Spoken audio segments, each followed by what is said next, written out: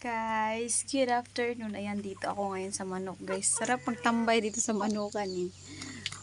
Makawala ng stress. Tida yung damit ko ang dumi-dumi na. Ayan guys, oh yan.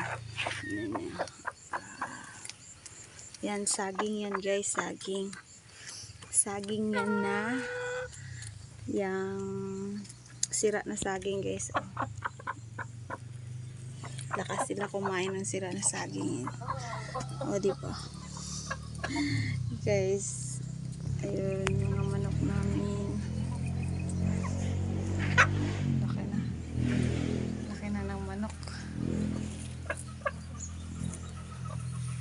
Tapos may, yung shamo namin guys. Oh. Yan, yung white. Naglimlim na siya. Sa likuran ko. Itong naglimlim na to, yung native guys nandito. Glimlim din siya. Yung isa doon, bumaba. Ayan, kumain. Limlim siya pero bumaba siya tuwing kainan. Mas maganda talaga may incubator. Yes. Ginabantayan ko kasi guys kasi nag-itlog yung mga bagong itlog doon sa ginalimliman. Ginaitlogan nila yung kung ano bang dapat gawin. Sa Rhode Island guys. Rhode Island sa si Black Astrolorf. Tangkad niya na oh. Ayan. Ayan guys. Ayan. Mag-itlog na naman yan siya. So bantayan ko ngayon dyan kung saan siya mag-itlog.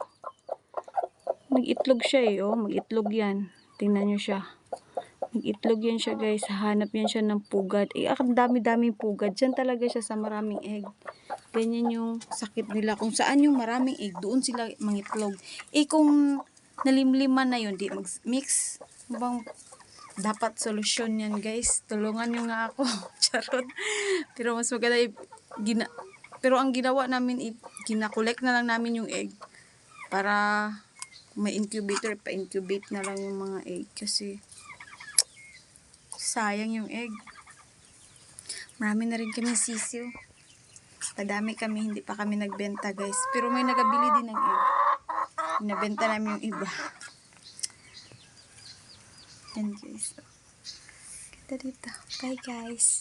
Thank you for watching.